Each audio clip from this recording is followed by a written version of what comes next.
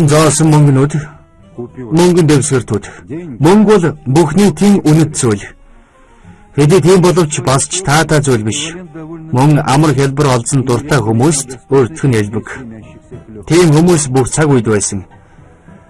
Гэвч тэдний эсрэг өөр хүмүүс сөрөн зогсож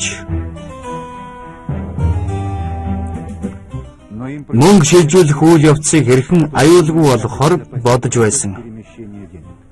Тэгээд 20 дугаар зууны сүүлээр цахим мөнгө бодож олжээ. Банкын данстай ямар ч хүн дэлхийн аль ч өнцөгт байгаа нөгөө банк руу хэдхэн агшинд мөнгө шилжүүлж болно. Гэрээсээ гаралгүйгээр дэлхийг хэрсэн компьютерийн интернет сүлжээг ашиглан энийг амархан амжуулж болно. Шаардлагатай нууц уг, нууц тоог мэдж байх хангалттай. Сүүлийн үеийн програмууд хадгаламж эзэмшигчдийг хулгайлагчдаас найдвартай хамгаалж байлаа. Цахим шилжүүлэх нь дэлхийн эдийн засгийн цусны судасны тогтолцоо байсан юм. Харин зүрх нь Метрополитен банк. Цахим төлбөрийн системийн анхдагч бас тэргүүлэгч. 200-ны тэртээ байгуулагдсан тэрээр дэлхийн хамгийн найдвартай банкаар тооцогдож байлаа. 1994 он хүртэл тэр хэвээрээ байжээ. Баригдшгүй хулгайч.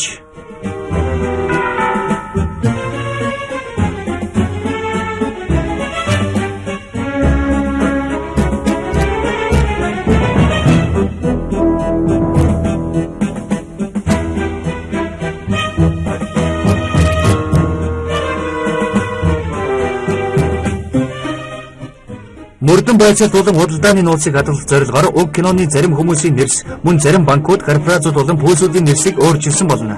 1-р хэсэг.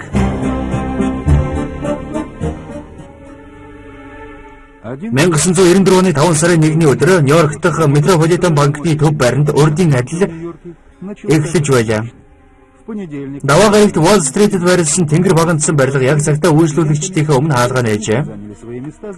Тэгэлрүүд компьютерийн ард байраа эзэж дэлхийн компьютерийн сүлжээгээр урсгах мөнгөний урсгалыг ердийн байдлаар зохицуулж эхэлжээ. Банкны найдвартай тогтолцоо цаг шиг ажиллаж байлаа. Ямар ч гай болохгүй юм шиг санагдана.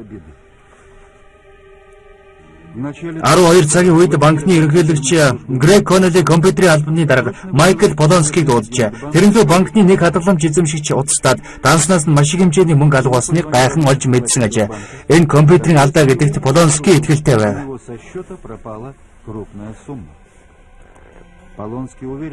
Банкны хамгаалтын кодын дээд зэргийн системд хэмж нэвтэрч чадахгүй. Тэр ээлжийн инженерүүдэд төв компьютерийг шалгах заавар өгчээ.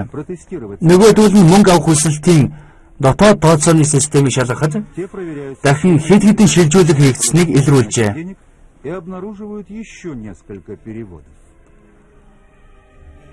Полонски дахин шалгахыг хүслээ. Харин өөрөө банкны ерөнхийлөгч Грег Коннелли чинээр нэвтэрсэн тухайд уулгажээ.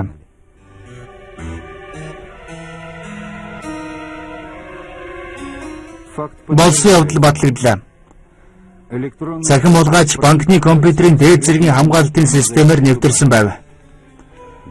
Ингэснээр Метрополитен банкны хоорондоо уяалтай бүх цахим тооцоонууд аюулд өртөж мэдхээр болжээ. Харин энэ нь дэлхийн банкны системийг саармагжуулна гэсэн үг юм. Санхүүгийн хямрал эцэст нь бүх нийтийг хамарсан үмэн.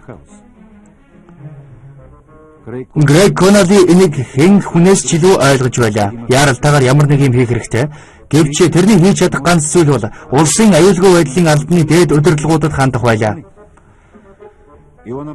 Тэгээд тэр холбооны мөрд товчооны орлогч дарга Петр Полинерайд маш нууц байдлаар ханджээ. Яаралтай хуралдаанд холбооны мөрд товчооны салбаруудын захирлуудыг дуудсан байна. Мөч бүхэн үнэтэй байлаа. Цаг хугацаа кибер хулгайчийн талд бас тэдний эсрэг ажилласаар Метрополитен банкны мөнгө 5 минут тутамд алга болж байв. Энэ нь цахим хулгайч компьютерийн товчлоор ашиглан дээд зэргийн хамгаалалттай нууцыг тоог оруулан бусдын дансан нэвтрэхэд боломжтой хугацаа.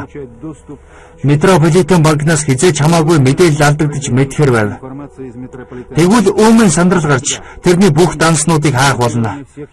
Тэгээд 7 хоногийн дараа даваа гарагт дэлхийн санхүү эдийн засгийн тархинд болсон Нью-Йоркийн пондын бирж хямрах болно.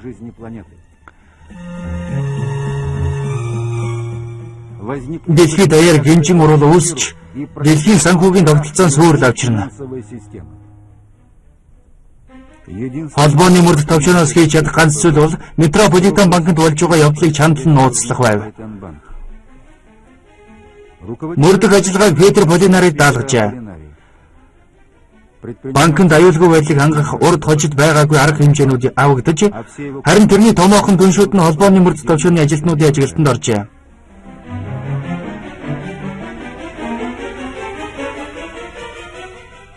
Ажиллагаа явуулах штаб өдөр шөнөгүй ажиллаж, дэлхийд даяар өөрийнхөө ажилтнуудад мэдээлэл илгээж байлаа. Тэдний үндсэн өргөн компьютер болон хакеруудын ертөнцийг мэддэг хүмүүсийг олж уулзах. Метрополитен банкны мэргэжилтнүүдэд туслахаар Пентагоны нууц лаборатори дахь электроникийн шилдэг ажилтнууд ирсэн байна. Банкны системийг хамгаалсан нууц кодыг тэд хэдэн минут тутамд сольж байлаа. Гэвч хулгайч шин саадыг ч төвөггүй давж байв. Янз бүрийн улс орнуудад Анлус Бонаква Бабл таны сэргэн. Нэгэн удаа Петровын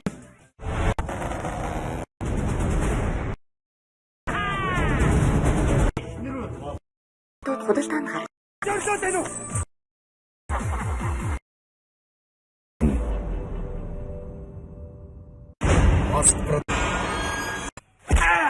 Харьцуулсан гаруул. чамд хоёр сонголт байна. Нэгт гэвэл энэ үгээр өг. Эсвэл охинтой юм суу. Охинтой ч сууч. Аавын бурхан хаавал энэ нөхөр чинь Ухтад ари байна. Устын хайхундэл цоошин энэгийн бүр соёлын төвөргөнөө 8 дугаар сарын 15-наас өдөр бүр 19 цагтар. Анлус Бонаква Бабл таны сэргэн. Тэдний үйлчлүүлэгчдийн данснаас хэдэн зуун мянган доллар алга болж байгааг бүгд яаж чадахгүй харан суухаж.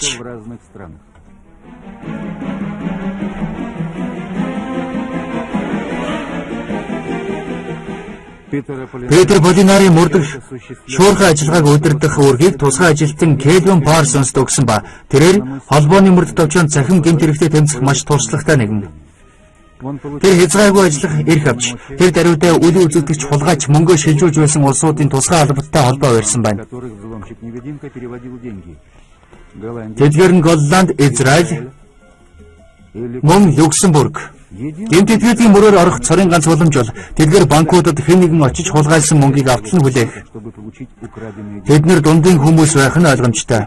Гэхдээ тэд гэмт хэргийн зохион байгуулагч руу хөдөлж болно.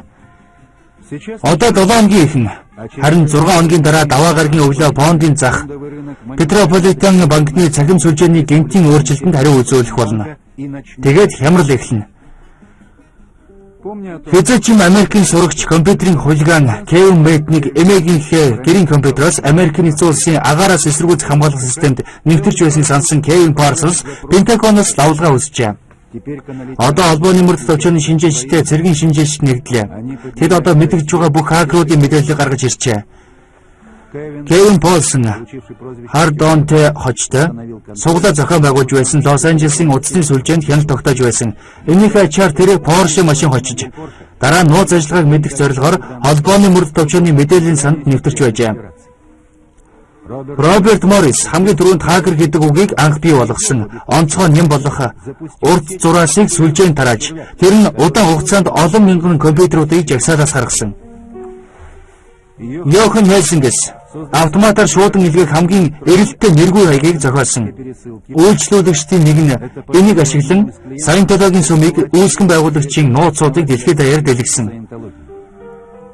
Ричард Столман хиймэл оюун ухааны лабораторийн ажилтан, Макартурийн сангийн гоц авьяасны шагналтан, ховын өмчийн дайсны хувьд компьютерийн үнэтэй програмуудыг эвдэж интернетээр тараасан. Үнэгүй програмуудын дэлхийн хулгайн санг байгуулагч. Марк Эбен Нью-Йорк магазин сэтгүүлээс хотын хамгийн ухаандаа 100 хүний нэгээр нэрлэгдсэн. Хуучин утасны чагнуур ашиглан овчноор интернетэд орж чаддаг. Хакеруудын игнэнд хэдэн мянган залуусыг нэгтгэж чадсан хуурам мэхлэх мастерууд байгуулгын санаачлагч. Тэднээс хамгийн түрүүн шоронд орсон.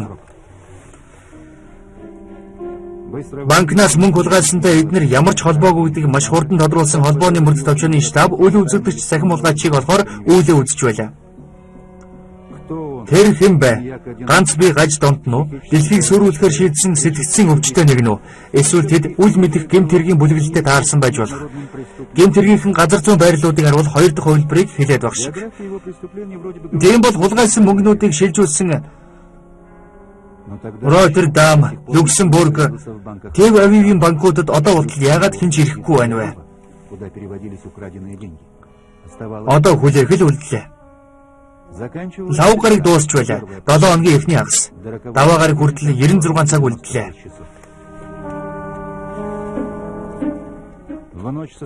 Лавгаас бүрүү гарагт шилжих шөнө. Мөрдөх ажлын явцыг ерөнхийлөгчд тайлбарлахаар Петр Полинарыг Вашингтонд яаралтай дууджээ. Тэрний цагаан ордонд ирэхэд машиныхын яаралтай холбогдох утас дугарлаа. Тусгай ажилтан Парсонс дарагтайгаа ярьж Метрополитен банкнаас хулгайлсан мөнгийг шилжүүлсэн Сан Францискогийн банк руу дөнгөж сая нэгэн үйл таних эмэгтэй уцтаж өөрийнх нь дансанд мөнгө орсон эсхийг яаралтайгаар асуусныг хэлжээ.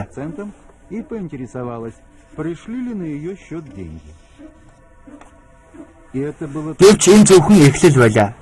Цагийн дараа Голландд өөр нэг эмэгтэй Роттердамын ОФТ банкны салбарт өөрөө ирж адил зүйл асуужээ. Дахиад 50 минутын дараа Люксембург, Израильд адилхан зүйл асууж уцтсан байна. Гэхдээ энэ удаа эрэгтэй хүмүүс байв. Төрийн департаментийн холбооны сувгаар Парсонс тэдгээр улсуудын дотоод явдлын яамны сайдуудтай холбоо барьжээ. Тусгай албад чиглэл өгөх гэсэн зөвлөгөө хийж байв. Хибр хулгайч хулгайлсан мөнгнүүдэд шилжүүлсэн банкуд байнгын ажиглалтанд байсан тул утсаар яригсад хэн байсныг тодруулах хэцүү биш байлаа. Сан Францискод дэх мөнгийг сонирхсан эмэгтэй бол Екатерина Шигалкова 1966 онд төрсэн Оросын иргэн урд нь ял идэлж байгаагүй. Америк нэгдсэн улсад нөхөр Евгений Шигалковын хамт амьдардаг. 46 онд төрсэн Сан Францискогийн нэгэн жижигхэн компани эзэн. Тэр хоёр шатрын хүүнүүд байсан бол та. Тиймээс сэжигтнүүдийг баримтлахгүй байж толгойлогчийн мөрөөр орохын тулд хойноос нь ажиглалт тавихаар болжээ. Шигалковын байшин 24 цагийн ажиглалтанд авч үүнд цагдаагийн дуу намсгагчтай нислэг тэрэг шөнийн дуран хараа ашигласан байна.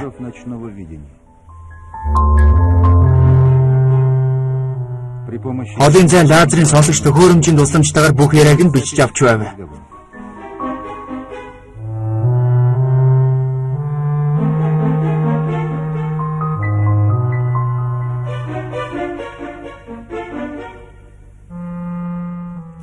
Нууц 3 баг бүхэн эргүүлийн машинууд тэдний байшингийг ойролцоо өдөр шөнөгүй жижигүрлж Шигалковын хөдөлгөөн бүрийг ажиглаж байв. Тэдний танилын хүрээг тодорхойлсон ба харамсалтай нь хөршүүд ойр орчмын дэлгүүрийн худалдагч нарын хүрээнээс хэтэрсэнгүй. Роттердамын банк руу уцтсан эмэгтэй мэдээлэл холбооны мөрдөх төвчөнд ирэхэд тэнд бас гайхах зүйл баггүй байлаа. Люсиана Колтенко 68 онд төрсэн бас л Оросын иргэн байж таарчээ. Харин тэрний нөхөр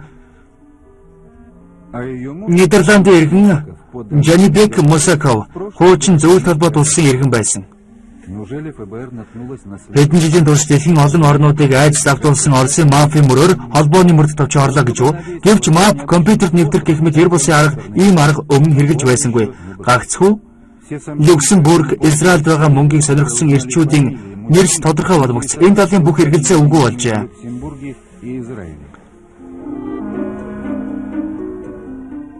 Владимир Денисенко, Алексей Виземский. Ингээд Оросууд болов. Дээрх нөхдүүд нэг төвөөс тушаал авдаг бол та. Толгойлогчийн мөрөөр орохын тулд бүгдийг нь нэгэн зэрэг мөрдөх хэрэгтэй.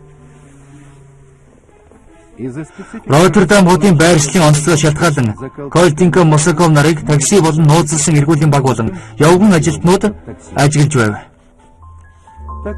Гэмт хэрэгтнүүд энэ их мөнгөөр цаашид юу хийх гэж байгаа нь?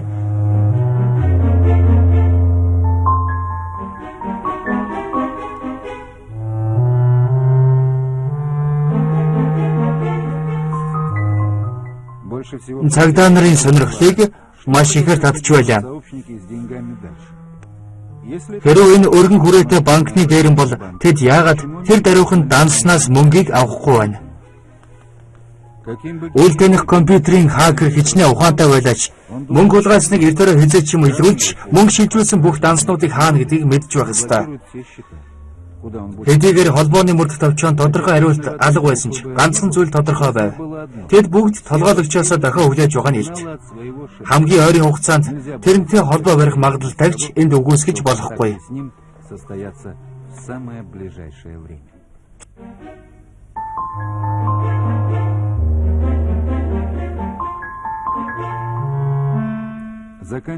Пүрэв гараг дуусах өгч байв. Эхнэр нөхөр хоёрт с сэжигтэй юм ажиглагдсан байв.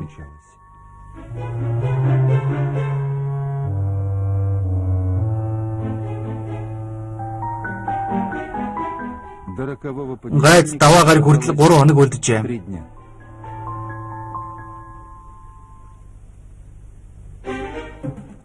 Гэтэл Люксембургээс ирсэн мэдээлэл найдвар төрүүлхэн дэр. Сэжигтэн Владимир Денисенко холбоо тогтоожээ. Денисенког банк руу ирсний дараа илэрсэн гар утсын чагнж эхэлжээ. Тэр байнгын оршин суух хаяггүй болохоор тэрний араас байнгын ажиглал тавьж чадсангүй. Гэвч гар утасны яриагаар нь Денисенко нутгийн хэд хэдэн бизнесмэнүүдтэй уулзах газрын тогтоож байршлыг маш хурдан олж чадав. Уулзах газрын орчмуудаар ажиглалтын нууц камерууд байрлууллаа. Установили скрытые камеры наблюдения в районе мест встреч.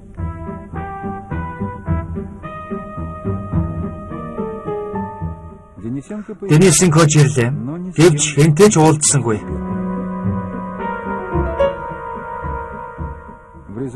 Дараагийн шалгалтаар Денисенко дээрх бизнесмэнүүдтэй үнэхээр ажил хэргийн холбоотой байсныг тогтоожээ.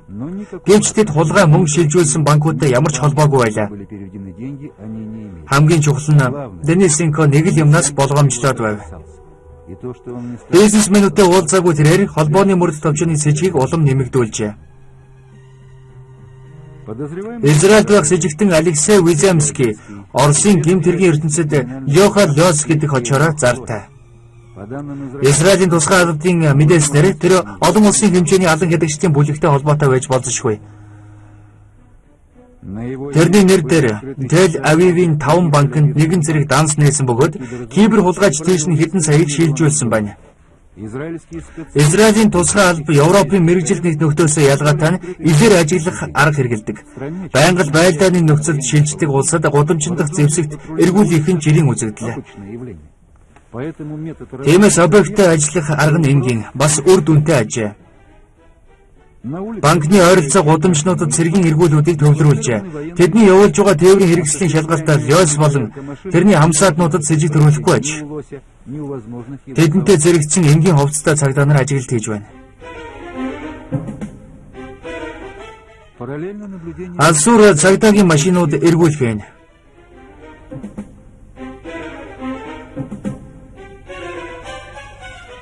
Дальний периметр патрулирует. Телевизийн замхаг дээр байрлалтай сүлжээ нь улс орныг бүхэлд нь амарсан хиймэл дагуул болон хүчтэй дамжуулагчийн тусламжтайгаар ажиллагааг удирдах штабаас тэдний ажлыг чиглүүлж байна. Своим сигналом всю территорию страны.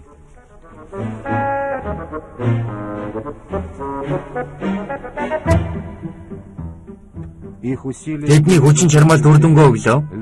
Йохан Лёс банкнуудын нэгэнд очиж маргааш авах мөнгө захиалав.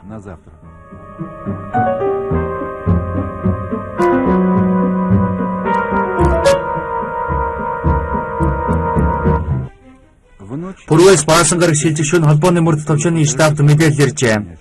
Шикалкава урд өдөр нь өөрийнхөө юмнуудыг бэлдэж бас Орос руу тээвэр хийдэг нэгэн тээврийн компанид шингэлэг захиалсан байв.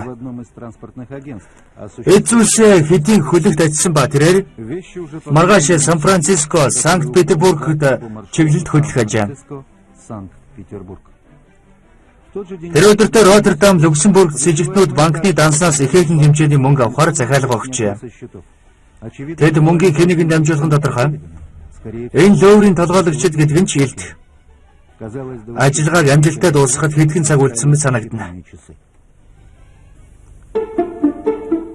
Сан Францискод пүрэв гаригийн орой хараахан дуусаагүй байхад холбооны мөрдөх товчооны төв байр руу Метрополитен банкны ерөнхийлөгч Грег Конноли устжээ. Томоохон данс эзэмшигчид банкнд хандсан гэж хэлсэн байна. Японы Ямагучи Industries корпорацийн орлого захирал Шигоно Накано мөн Германы нэгэн төмөрлөгийн компани захирал Зигмунд Хенц нар дөнгөж сая тэр хоёрын данс тус бүрээс хэдэн сая доллар алдагдсан аж. Метрополитен банк нэн даруй банкны бүх үйл ажиллагааг зогсоохоор болжээ. Ингүүл дэлхийн эдийн засгийн хямрал даваа гарагт бус харин маргааш эхэлнэ гэсэн үг. Ийм зүйл хэрхэвч гаргуулж болохгүй.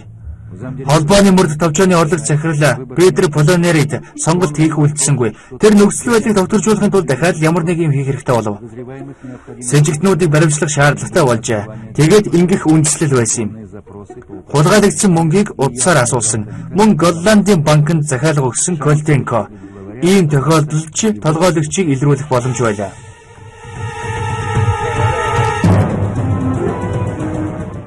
Тушаал өгснөөс хойш 30 минутын дараа янз бүрийн орнууд бүх сэжигтнүүд нэгэн зэрэг баривчлагдлаа.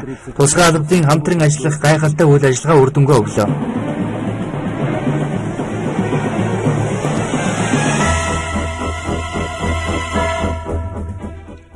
Сэжигтнүүдийг баривчилсны дараа нэн дөрөв Америк нэгдсэн улс руу хөргүүлжээ.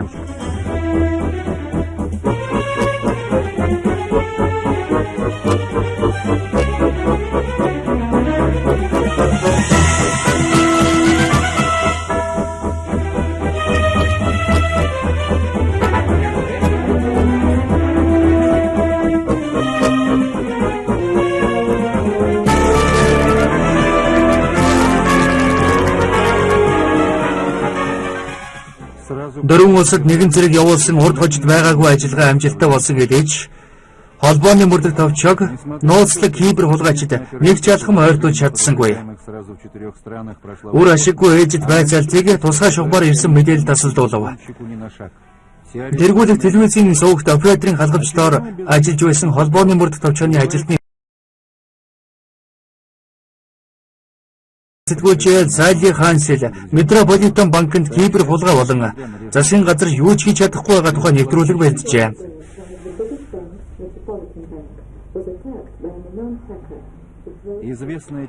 Нэвтрүүлгийг монтажиж гаргахад бэлэн болсон байна. Бэм гарагт тэрнийг хэдэн сая хүмүүс үзнэ. Тэрвэл Сайли Ханселийн бэлдсэн Метрополитен банкнд юу болоод байна гэсэн асуултын хариуг бүгд мэдэх болно. Петр Полинари тус телевизэн эзэн Тулан Айзенштейнтэй ердөө минут хагас эртээ ярилцжээ.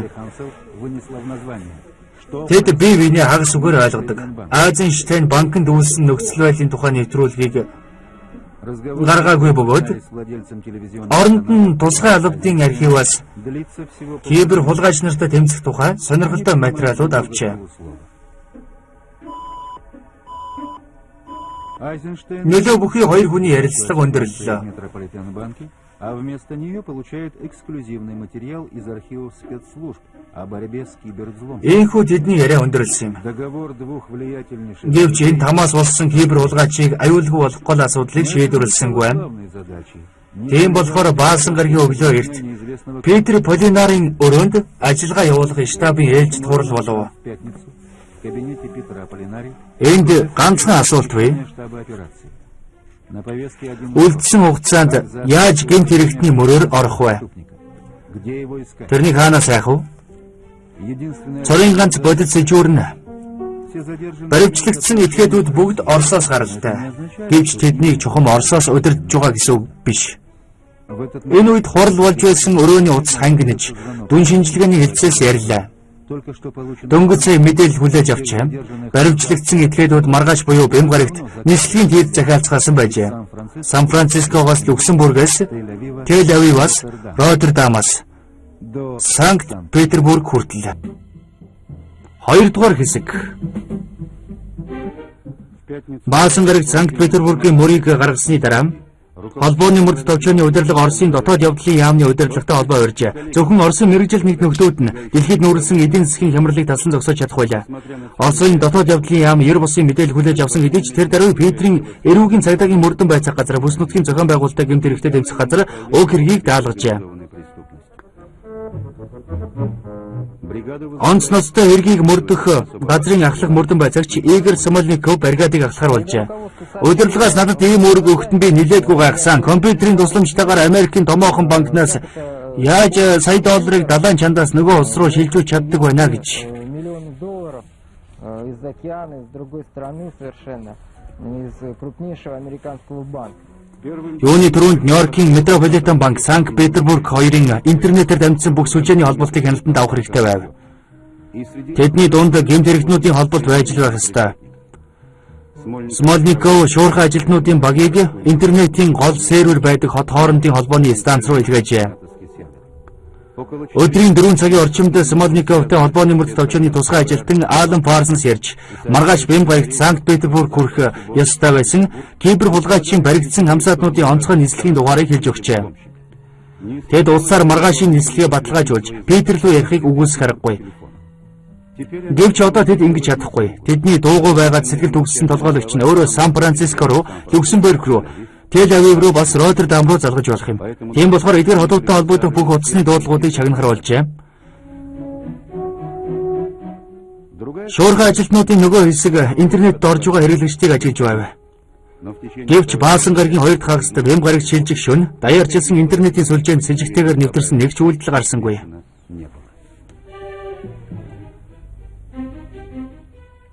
Бэм гарагийн өглөө шуурхай ажилтнуудын бас нэг бригад Полково 2 олон улсын нисэх буудалд очижээ. Метрополитен банкнаас сулгайлсан мөнгөтэйгээ ирэх этгээдүүдийг хэн нэгэн тосгол ёстой. Утсаар ярихгүй байсан ч тэр. Гэмт хэрэгэн дээд зэгтээ хүрсэн хотод хамгаалагч эсвэл дагалдагчгүйгээр хэн нэгэн хэдэн зуун мянган доллар авч явах нь юу бол гэж Смольников бодож байлаа. Мөнгө зөөгчдийн ирэх ёстой нислэгийг угтан авгастын дунд хэдэн 10 шуурхай ажилтнууд холилдож тэдний хамсаатнуудыг илрүүлэхийг чармааж байв. С ิจ гтэй байж болох хүн бүрийг нууц камераар бичиж авч байлаа. Энэ хооронд АТС-д ажиллаж буй бригад олон улсын яриануудыг үргэлжлүүлэн чагнаж байв. Хэдэн зуун утасны яриа сонсож сонирхож буй хотод руу сүүлийн 7 хоногт ярьсан бүх ярианы жагсаалтуудыг шалгаж үзжээ. Гэвч бүгд ямар ч үр дүнгүй. Перерыты распечатки телефонов, по которым звонили в интересующие города за последнюю неделю. Но все без... Бүгд ямар ч үр дүнгүй байлаа. Онгоцнууд Болковд буусаар л байлаа. Гэвч тэр бүрд ирэх ёстой тэр хүмүүсээ ирээгүүд гайхсан эсвэл харамссан хэнийг нэг угтагчдын дундаас шуурхай ажилтнууд олж харсангүй. Үүнтэй зэрэгцсэн хаягийн лавлах товчоонд гадаад баригдсан тэрх этгээдүүдийн Питер дэх нийтлэг найз нөхдийг олох зорилгоор тэдний мэдээллийн санг цуглуулж байв. Тэдний дундаас хакер гарч ирэх юм билүү? Гэвч ажлын хүнд хүчийг ойлгосон Смольников энд хурдхан амжилтанд хүрнэ гэж найдахгүй байв. Орой 8 цагт Люксембургийн сүүлчийн онгоц газартад бас хинч тосоогүй болохоор мөрдөх бүлгийн дарга өөрийнхөө АТС-ийг найдах хэрэгтэй болжээ.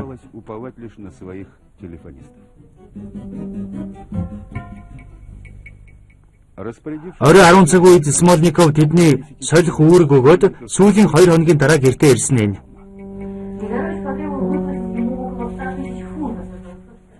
Гэртээ хагас цагч болоогүй байтал нь АТС-ийн интернетийн серверээс утастлаа. Мэдээлэл иржээ. 22 цаг 15 минутанд Нью-Йоркийн Метрополитен банктай холбогдсныг илрүүлсэн байна. Тэр даруй тэрний хотын утасны сүлжээнд хүрэх замыг тодорхойлов. 15 минутын дараа гэхдээ операторууд дуудлага хийсэн хэрэглэгчийн утасны дугаарыг Смольниковд өгчээ. Тэр нь худалдааны зуучлал эрхэлдэг Нептун компани утасны дугаар байв. Тэр даруй уг компани хаягийг тогтоож тусгай аудио видео хэрэгслэр тоноглогдсон шуурхай ажилтнуудын багийг тийш нь илгээжээ.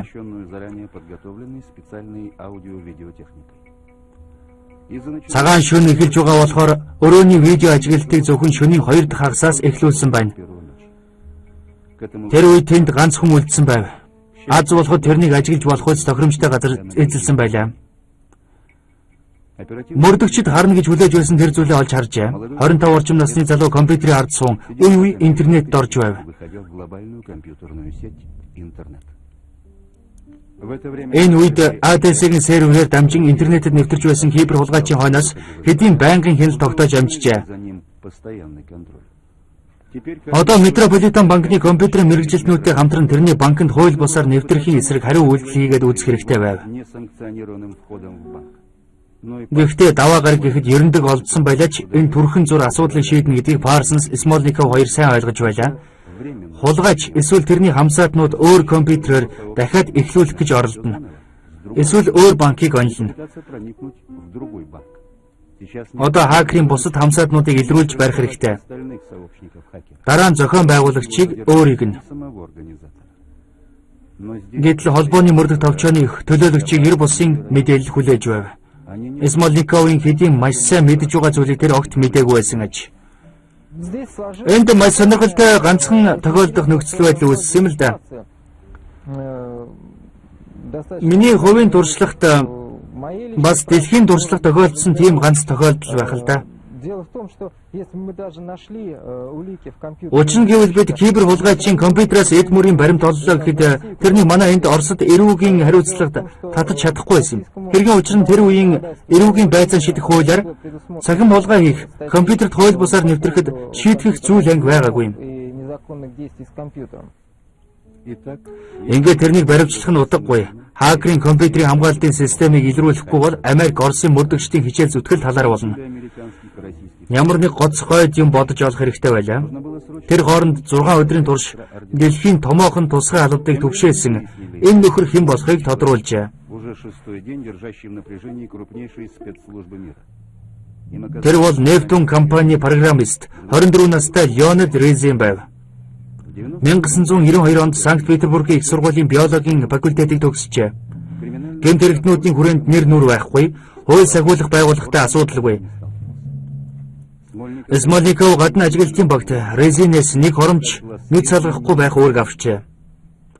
Хэдийгээр интернетэд нэвтэрч банкнд алдах үедээ өрөөндөө тусдаа утасны шугам ашиглаж байсан ч өөр суваг ашиглаж болохыг үгүйсгэж болохгүй байв.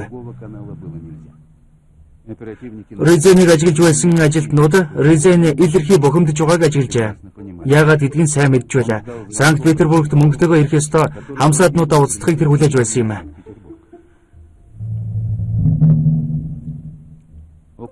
Шөнө 2 цагийн орчим хакер утас руу очиж хотын нэг дугаарлуу залгалаа. Утсыг чагнаж байсан мэдээж.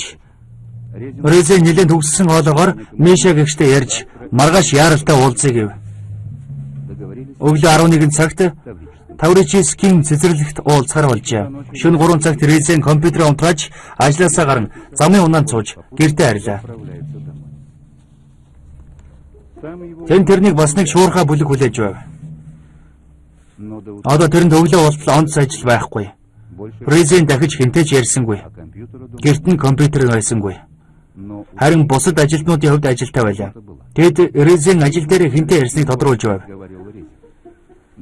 Шөнийн хэрэглэгч нь Михаил Славкин гэх зураач байжээ. Өглөө нь Славкины урлан байрын хяналтанд авсан байлаа. Нямгаргийн өглөө 10 цагийн үед Резен гэрээсээ гарч хот руу явлаа.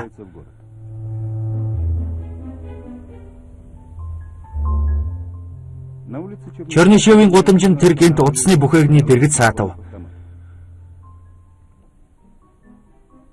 Хакер юу ярьж байгааг машинаа сонсох маш хэцүү.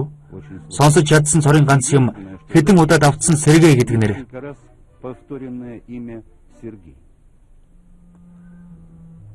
Тэрнийг ярьж байгаа хооронд хотын АТС-с утасны дугаарыг хэлснээр Резен хаашаа ирснийг тогтоож чадав.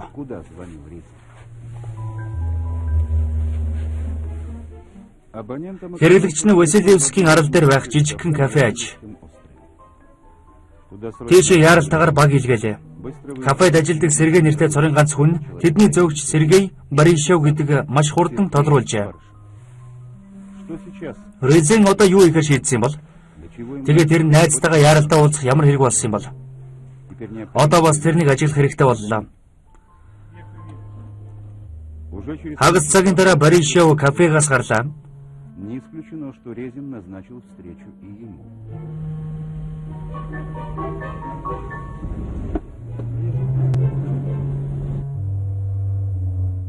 Резин бас тэрнтэй уулзахар болсон байж магадгүй. Гэвч Баришевыг дагсан мөрдөгчд зөвхөн тэдний гэрт хүрчээ. Гэрийнх нь гадаа нэг ажилтан үлдлээ. Үүнтэй зэрэгцэн зураач Михаил Славкинийг ажиглаж байлаа. Тэр бас Баришев болон бусад хамсаатнуудтайгаа уулзч болох талтай. Сколько их было? Энэ мөчид хакер тэрний хичнээн Не знал. байсныг тогтоох аргагүй юм. Гэвч Резентэй уулзах үлдсэн хугацаанд Славкин хинтэй ч уулзсангүй.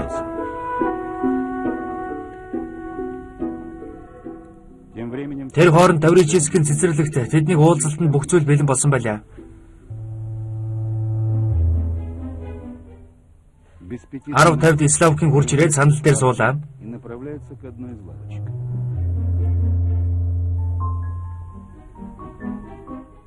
Через 10 минутын дараа Резен тэрэн дээр дөхөж очив.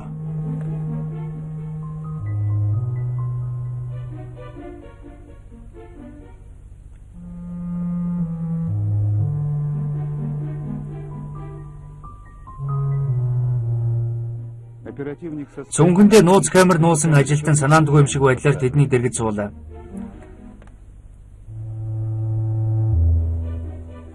те ни о чем не Тэд догадывались. юу ч бодлогүйгээр яриагаа эхлэхэн тэр.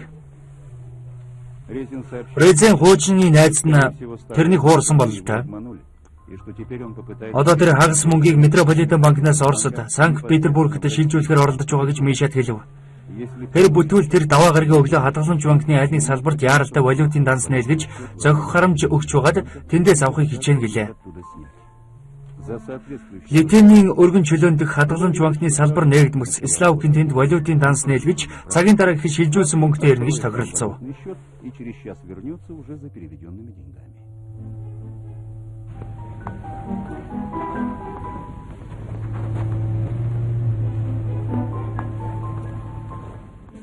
Как только содержание Ярианы агуулга Смольниковд тодорхой боломогдсон нэгэн зовлонтой гэмээр төлөвлөгөө толгойд нь орж иржээ. вынашиваемый план. Как бы Резенийг яах вэ? теперь обеспечить Хадгаламж банкны салбаруудаар саадгүйгээр мөнгө шилжүүлэх боломж өгсөн дараа тэнд нь Славкин болон Резений бусад хамсааднуудыг эд мөрийн баримттай нь барих хэрэгтэй. самым да Тэгснээр тэрний Петрийн нөхдүүд нь ч гэсэн олзоо авч зугтахаас буцсангүй. играть с добычей. И что сейчас есть? Одоо хулгайсан мөнгө авах цорын ганц арга бол нэн дэрэг гадаад руу гарч өөрийн биеэр тэднийг авах гэдгийг хакерт ойлгуулах ёстой. Чуть раньше, Үүнээс өмнө Резен хэд хэдэн улсад очих хурлага бэлтгэсэн гэдгийг тэрэнд дуулгасан аж. конечно, хитро. Мэдээ залжин хакер үйл явдал таагүй эрхийг бодолдсон байж болно. Тэрнээс гадна Смольников хакерын сэтгэл зүйн талаар зарим зүйлийг ойлгож эхэлжээ. Компьютерных взломщиков. Хакеров Хакерууд төрөлхийн улаарсан хүмүүс л дээ. Тэгэхэд хэрвээ ядаж ганц боломж үлдсэн бол ямар ч хамаагүй үн цэнээр зорьсондоо хүрэхэд бэлэн байдгийг. Тийм болохоор Резен тийм боломжийг ашиглана гэдэгт би итгэлтэй байсан.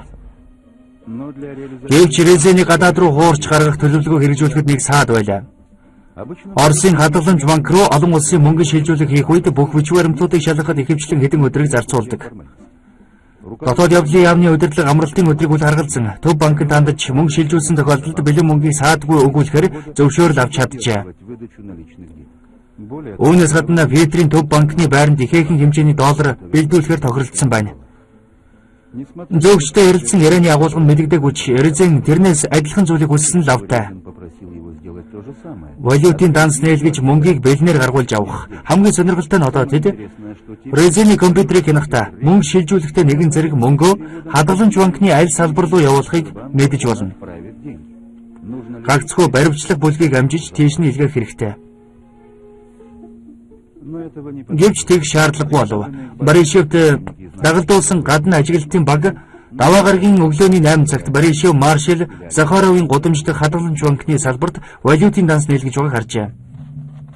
Но через 40 Гэвч 40 минутын дараа Резен хадгаламж банкны 3 салбар руу дөнгөж саяхан мөнгө шилжүүлсэн тодорхой болжээ. филиалы Сбербанка. Кроме известных Славкины очсон Литвэний мөн Маршал Захаровын гудамжны салбаруудаас гадна сүүлийн салбар дунд өргөн чөлөөнд байдаг аж. в первые Эхний хоёрт 50-36 мянган доллар шилжүүлж, харин дунд өргөн чөлөөнийхэд хакер 120 мянгаыг шилжүүлжээ. 20 тысяч.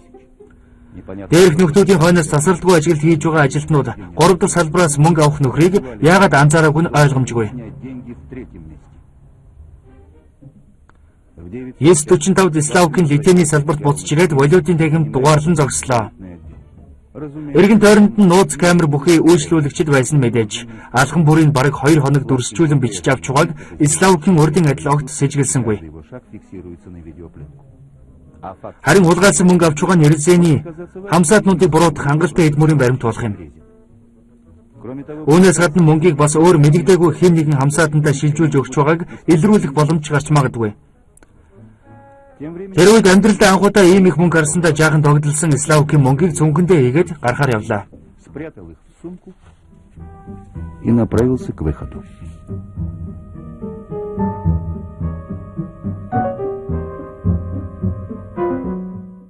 К удивлению, Славкийн юм ойлгодог халгаламж эзэмшиж байсан тэрний гудамжинд хүлээж авсан ажилтнуудыг баггүй гайхшруулсан ба тэд баримтлаг болсон шалтгаанаа удаан тайлбарлах хэрэг гарсангүй.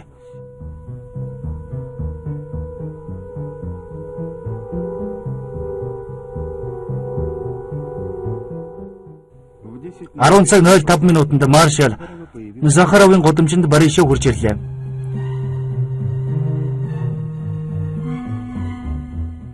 следивший за Тэрний хойноос бараг 1 хоног дагаж байгаа ажилтнууд тэрнийг өчигдрийн зөөгч гэж хэлмээргүй байсныг онцолж байсан юм.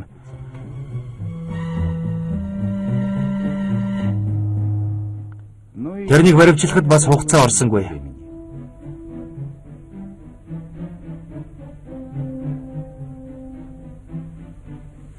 Вскоре оба так Удалгүй хакерийн баядсан найзуудыг дотоод хэргийн газрын мөрдөн байцааг хэлцэд авчирлаа. Смольников Смольников тэднийг нэн даруй байцааж эхэллээ. пока шли Байцаалд явагдаж байх хооронд Славкины ажиллаж байсан урланд нэг ажилтан очсон байлаа. туда резко 11 цагт Резен тийшээ уцтаж ажиллагаа амжилттай болсон эсэхийг асуух ёстой байв. операции. Коллега Цагдаагийн ажилтан гарсан бас тэрний хэлсэн зүйл балмагдсан Славкинтэй ажиллагч эмэгтэй Смольниковын төлөвлөгөөний дагуу бэлдсэн үгийг Резен дамжуулах ёстой байв. заранее оговоренную информацию. Аналогично Үүнтэй адилхан зүйл Василевскийн кафед хийгдэж тэдний зөөгч ойрын үед яагаад ажилдаа гарахгүй болсныг мөн 12 цагийн үед Борисовыг утсаар асуусан хүнд юу гэж хэлэх ёстойг тайлбарлажээ. в начале 12. Тем временем Тэр хооронд Смольников баривчлагдсан нөхдүүдээс Резений гэмтэргийн гинжин хэлэхэд өөр хин оролцсон байж болохыг мэдхээр чармааж байлаа. но как и Гэвч таамаглаж байсны дагуу хулгайч маш нэмбэ ажилласан байжээ.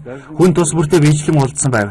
Тийм болохоор ажиллагаанд оролцогч бусдыгаа тэдний хинч мэдэхгүй байж болох юм. в операцию мог и не знать. А за 3 Харин дунд өргөн чөлөөний мөнгийг авахар хинч ирсэнгүй. Тэр нөөцөнд байсан бол л та. видимо, он был запасным. Я с ним Харин Резен тэрнийг авахтлаар хэн нэгэнтэй дараа нь тохиролцох байх. ровно в Яг 11 цагт Славкины урлангийн утас дугарлаа. из него Миша байхгүй. Тэр 20 минутын өмнө залгаад тодорхойгүй хугацаатай нэг ажлаар явлаа гэж хэлснийг Резен тэрнээс олж мэдэв. по делам на неопределенный срок.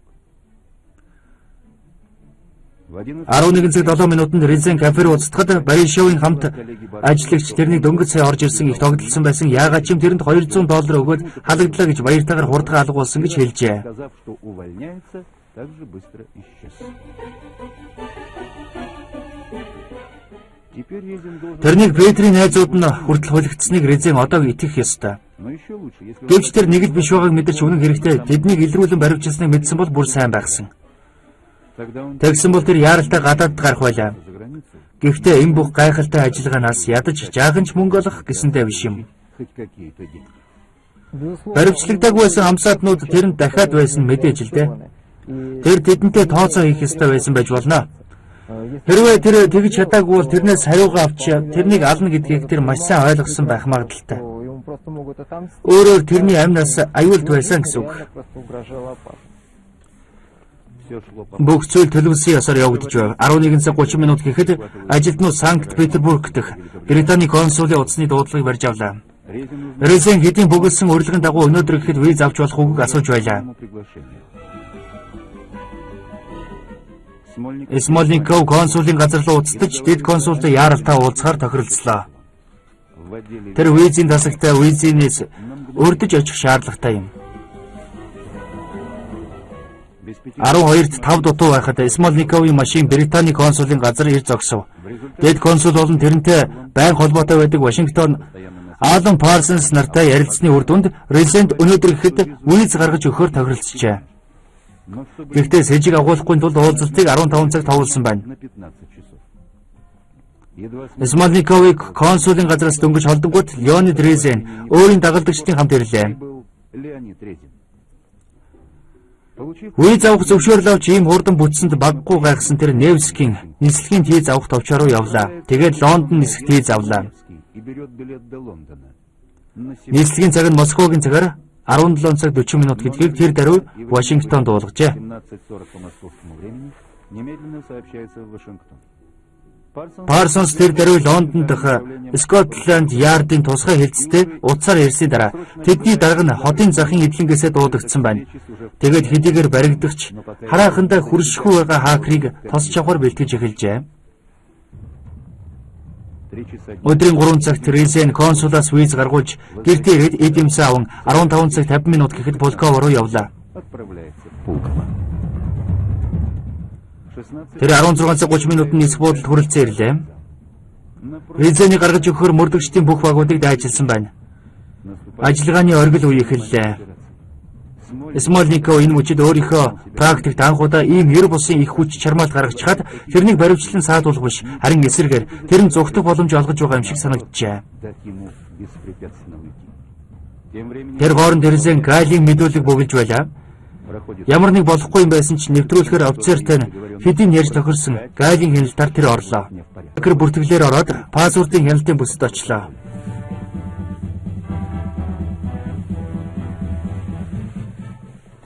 Москвагийн цагаар 17 цаг 40 минутанд Британийн нисэх компанийн нисэх онгоц нислэгийн зурвасаар аажим гүйсгээр дэлхийн хэд хэдэн улсуудын тусгай албадын хэдэн зуун ажилтнуудыг хэдэн шөнө унтуулаагүй тэр хүнийг өөртөө тэн нислээ. Резений онгоц агаард байх үед Нью-Йоркийн Бондын бирж амжилтаагаар нэгдлээ. Гэвч сүрэл болсонгүй. Метрополитен банкны компьютерийн мэргэжилтнүүд Санкт-Петербургээс хууль бус нэвтрэлд дахин илрүүлсэнгүй. Тэгэхээр Резен ганцаараа ажилласан гэсэн үг. Гринвичийн цагаар 7 цагийн үед Резен Лондонгийн Хитроугийн нисэх буудалд орж ирлээ. Өөрийг нь угтаж байгааг ч сэжгэлсэнгүй. Гэхдээ цэцэг гуйлан хөгжмгүйгээр харин жинхэнэ эр хүний нямба ээлдэг зангаар 96 оны намар Британий эрх баригчдаас Леонид Резенийг Америк нэгдсэн улсын хуулийн байгууллагад шилжүүлж өгсөний дараа Леонид Резен Нью-Йоркийн холбооны шүүхээр оржээ. Ялын тогтоол уншихаас өмнө шүүгч тэрнээс нэг хачиргалтай зүйл асуусан байна. Тэрнийг ийм гэмт хэрэг хийхэд юу хүргэв гэж. Шүүгдэгч хариуд нь тоглосон уу үнэн хэлсэн үү? Би 3 дугаар ангид сурч байхдаа чи хэн болохыг хүсдэг вэ гэсэн багшийн асуултанд энэ ямар нэртэй мэрэгжил болохыг мэдэхгүй. Гэвч би том болоод яг Ленин өвөө шиг баячуудаас мөнгөнд булааж ядуус тарааж өгмөр байна гэж хариулсан юм. Багш энэ хамгийн зөв хариулт гэж хэлсэн хэмээн тэр дурсжээ. Шүүгч багштай санал нийлсэнгүй. Тэрнийг 10 сая гаруй доллар хулгайлах зорилгоор Метрополитен банкны компьютерт хууль бусаар нэвтэрсэн хэрэгээр 36 сарын 20 ял оноосон байна. Их Британд эдэлсэн ялын хугацааг нь бодолж үзээд 98 оны сүүлээр Резен суллагдж удалгүй Америк нэгдсэн улсаас нутаг ботсон байна. 99 оны 7 сард Резенийг Санкт-Петербургийн Литейний өргөнчлөлийн компьютерийн салонд харсан гэлцдэг юм. Тэрний босгоор нь даваагүй Петрийн сэргийлэхийн мөрдөн байцаах тасгаас холгүйхэн.